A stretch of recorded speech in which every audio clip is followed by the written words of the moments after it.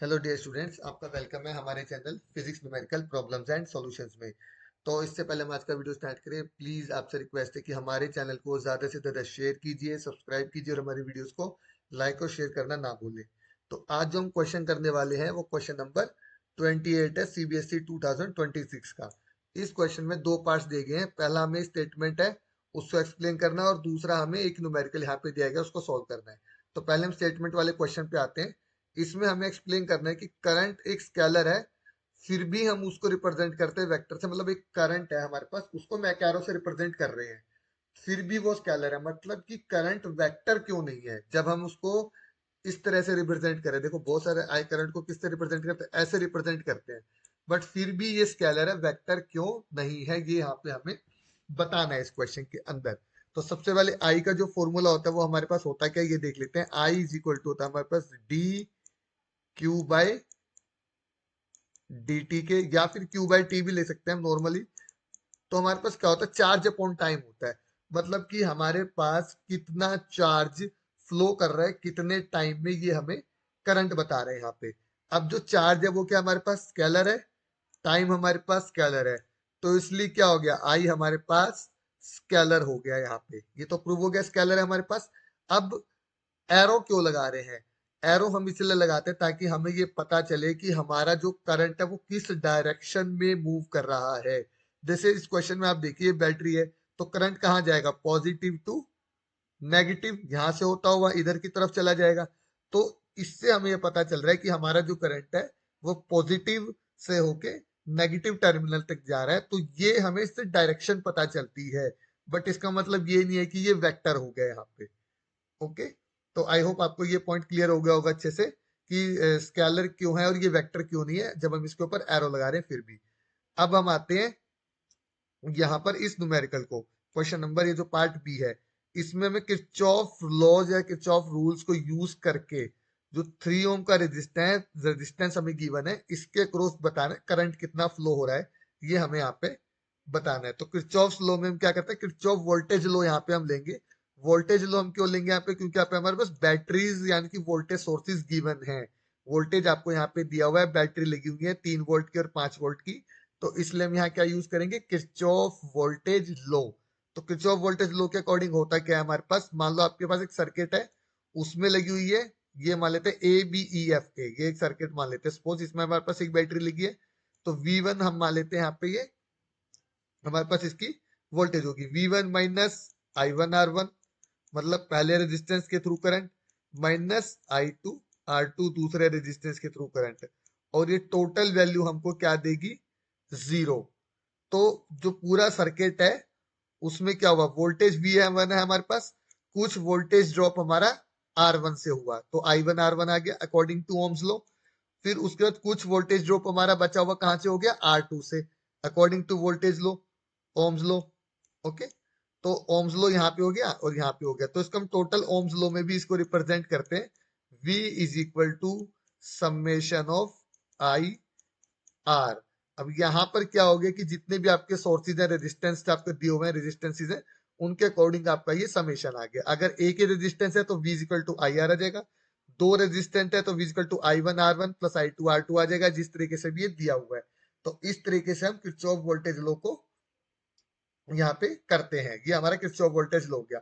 अब इस Kirchhoff voltage law को हमने इस मामले में अप्लाई कर देना है, क्योंकि हमारे पास यहाँ पर क्या है, दो मैश है, एक A B E F A है और दूसरा B C E D A, ये वाला एक हमारे पास ये वाला है और एक हमारे पास ये वाला है। तो इन दोनों के लिए हम क्या करेंगे, अलग अलग सॉल्व करेंगे यहाँ पे, और फिर निकालेंगे हमारे पास कितना हमारा करंट फ्लो हो रहा है 3 ओम रेजिस्टेंस से।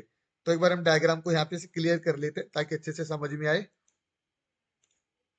अब हम क्या कर लेते हैं, मान लेते हैं यहां वाले सर्किट से करंट I1 फ्लो कर रहा है, I1 यहां से होता हुआ इधर नीचे की तरफ चला जाएगा और यहां से होता हुआ बाहर निकलेगा।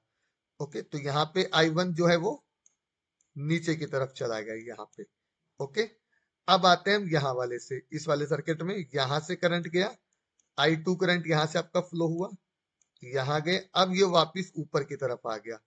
ऊपर की तरफ क्यों आ रहा है ये, क्योंकि हमारा करंट जो है पॉजिटिव टू नेगेटिव जा रहा है। तो यहाँ पे हम देख सकते हैं कि करंट I1 नीचे की तरफ जा रहा है, करंट I2 ऊपर की तरफ जा रहा है। तो हमारे पास क्या होगा जब हम इस वाले मैश की बात करेंगे।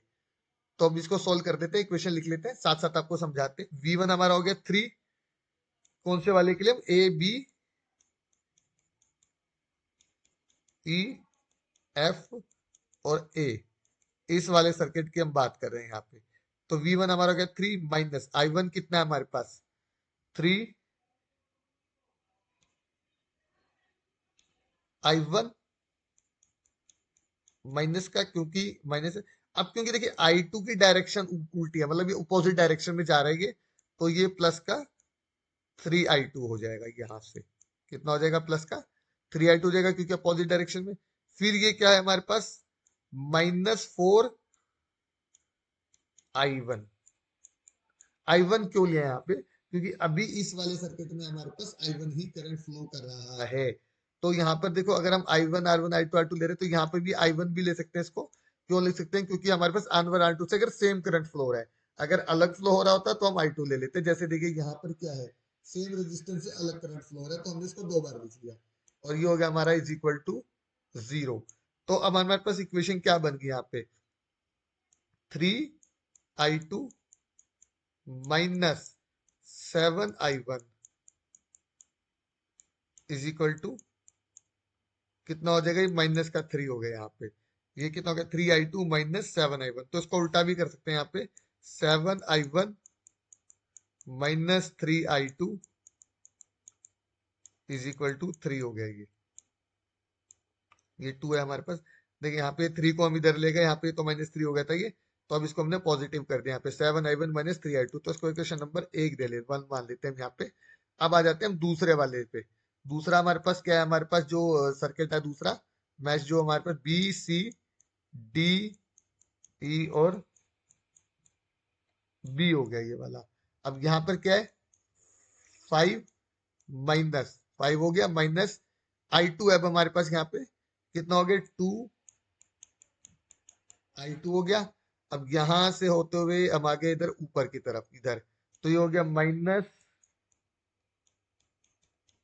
-3I2। अब I1 इस वाले के लिए I1 अपोजिट डायरेक्शन में हो गया हमारे पास यहाँ पे, तो ये हो गया प्लस का 3I1 इज इक्वल टू 0। तो यहाँ पे हमारे पास कितना हो गया? जो हमारे पास I वाली वैल्यू है उनको हम दूसरी साइड ले जाएंगे, तो कितना हो जाएगा? 5I2 minus 3I1 is equal to 5। ये हमारे पास आ गया।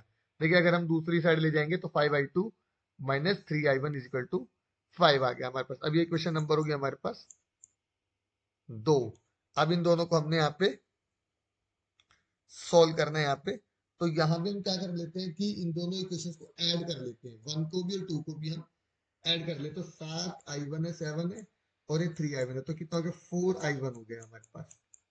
इक्वेशन 1 और 2 को हम ऐड कर रहे हैं, 7I1 प्लस 3I1 ऐड करा तो ये 4I1 हो गया, और 5I2 माइनस 3I2 करा तो 2I2 हो गया, और इज इक्वल टू हो गया हमारे पास ये 8 के। तो I1 2I1 plus I2 is equal to हो गया हमारे पास 4 के। तो I2 कितना आ गया हमारे पास? I2 का वैल्यू निकाल लेते हैं, कितना गया? 4 माइनस 2I1 आ गया। अब I2 का वैल्यू हम क्या करते हैं? इस वाली क्वेश्चन 1 में पुट करते हैं यहाँ पे। तो कितना हो गया? 7I1 minus 3, 4 minus 2I1 is equal to 3 आ गया यहाँ पे। ओके, 3 आ गया। तो 7I1 और ये हो गया 7I1, और ये हो गया 6I1, ये हो गया 12, और इधर से लगा ये हो गया 15, ये हो गया हमारे पास 15। तो 13I1 इज इक्वल टू कितना हो गया हमारे पास? 15 हो गया यहाँ पे। ओके, 15 हो गया। तो I1 कितना आ गया? 15 डिवाइड 13 एम्पियर। तो I1 तो इतना आ गया। अब I2 निकाल लेते हैं। I2 यहाँ से निकालेंगे, कितना आ जाएगा हमारे पास, I2 को निकाल लेते हैं। तो एक बार थोड़ा हम रब कर देते हैं, इजी रहेगा। ये वाला पोर्शन जो है इसको अभी हमें जरूरत नहीं है, इसको हम रिमूव कर देते हैं, दोनों इक्वेशंस को हम।